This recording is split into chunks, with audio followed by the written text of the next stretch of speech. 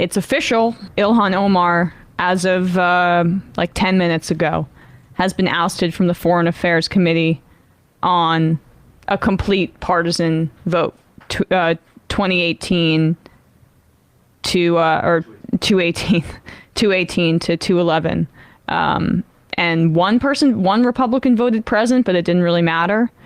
But no Democrats joined the Republicans, and no Republicans joined the Democrats.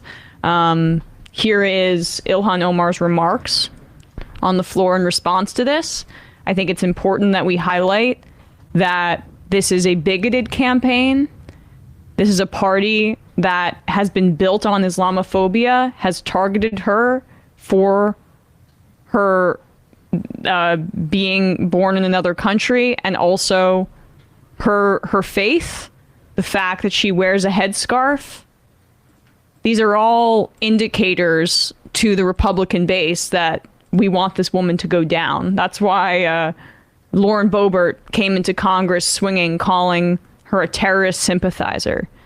These are the same bigoted impulses that are driving this, and I'm sure that Representative Omar will speak to this in her remarks. This debate today, it's about who gets to be an American. What opinions do we have to have to be counted as Americans? This is what this debate is about, Madam Speaker. There is this idea that you are a suspect if you are an immigrant, or if you are from certain parts of the world, or a certain skin tone, or a Muslim. It is no accident that members of the Republican Party accused the first black president, Barack Obama, of being a secret Muslim. It is no accident that former President Donald Trump led a birther movement that falsely claimed he was born in Kenya. Because to them, falsely labeling the first and only president of the United States of America a Muslim and African immigrant somehow made him less American. Well, I am Muslim. I am an immigrant, and interestingly, from Africa. Is anyone surprised that I am being targeted? Is anyone surprised that I am somehow deemed unworthy to speak about American foreign policy? Or that they see me as a powerful voice that needs to be silenced? Frankly, it is expected, because when you push power, power pushes back. Representation matters. Continuing to expand our ideas of who is American and who can partake in the American experiment is a good thing. I am an American who was sent here,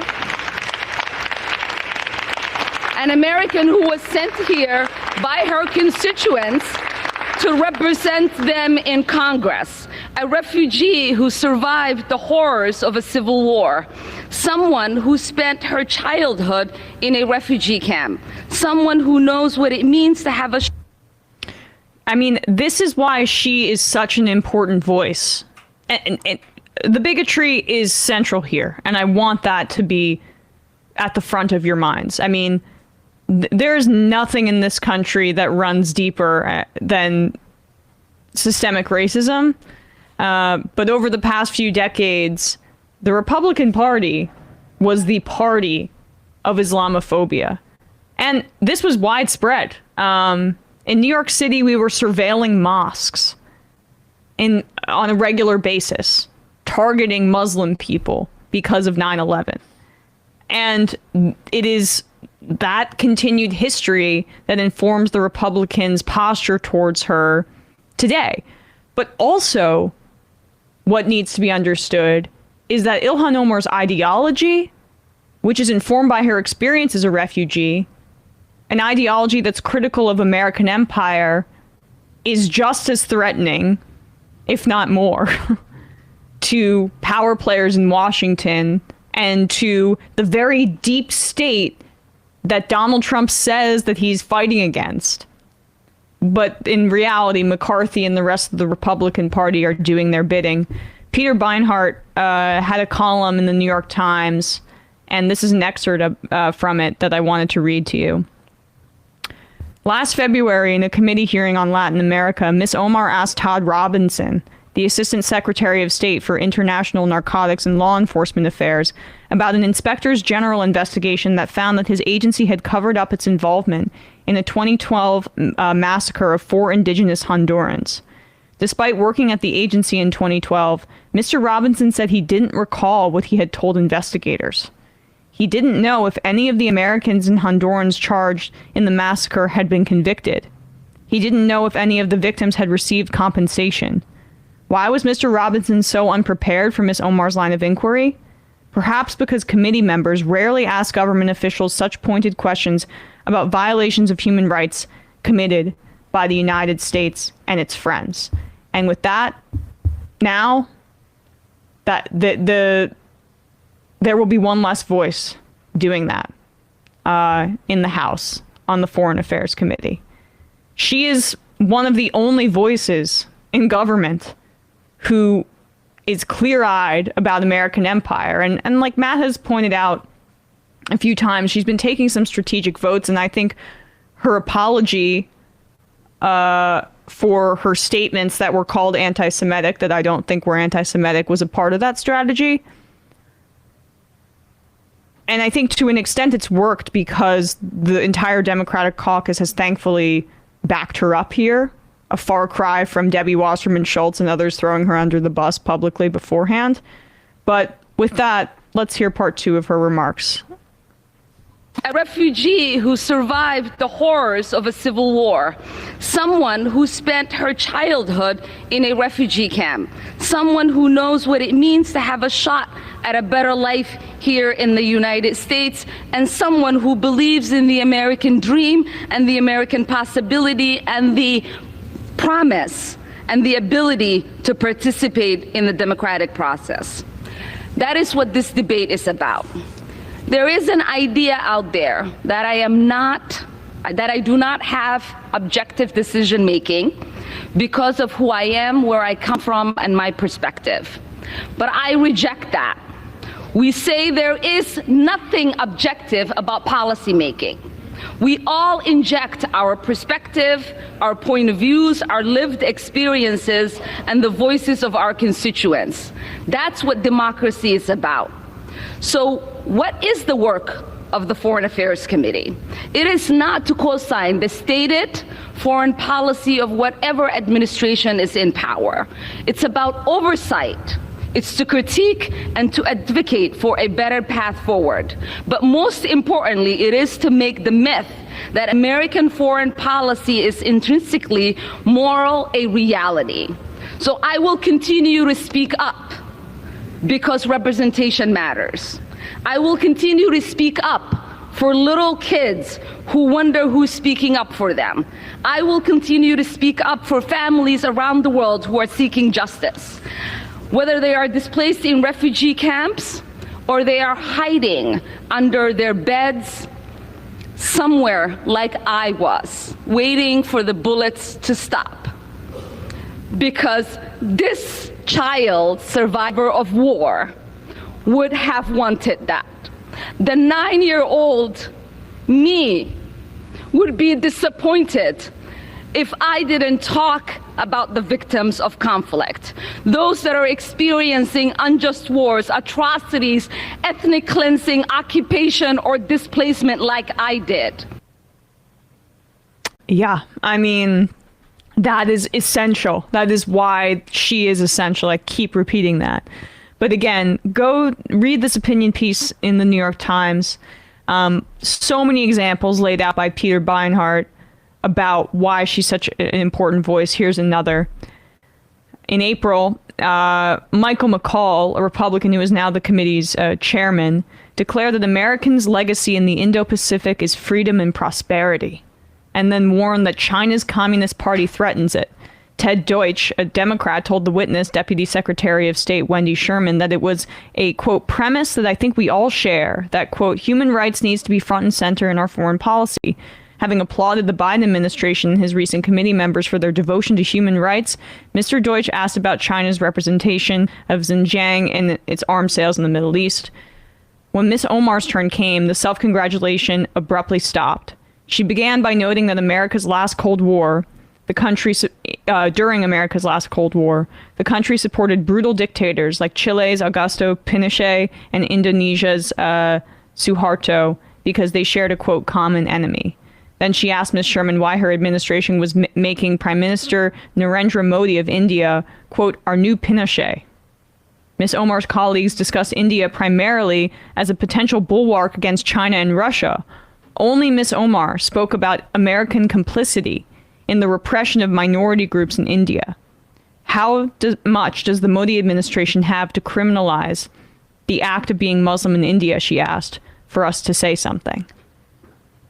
And Matt mentioned this as well, that especially in the context of this, I would really encourage you guys, our viewers, our listeners, to go back and watch Ilhan Omar's questioning of Elliot Abrams.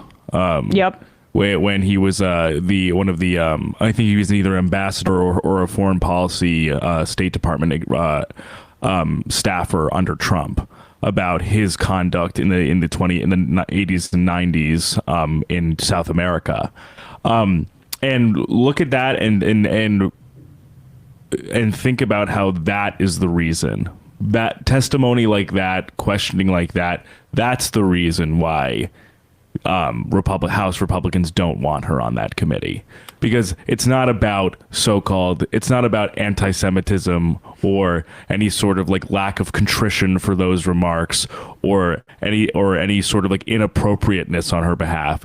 It's because she stands up to military power, and like she said in her remarks, she punctures the thread and punctures the narrative of American exceptionalism in foreign policy, and that our actual export is not freedom, it's not democracy, it's capitalism. And it's so rare. I mean, just to add to your point, those voices. I mean, we had like one anti-war voice in that Iraq war vote in the House, and that was Barbara Lee. Right.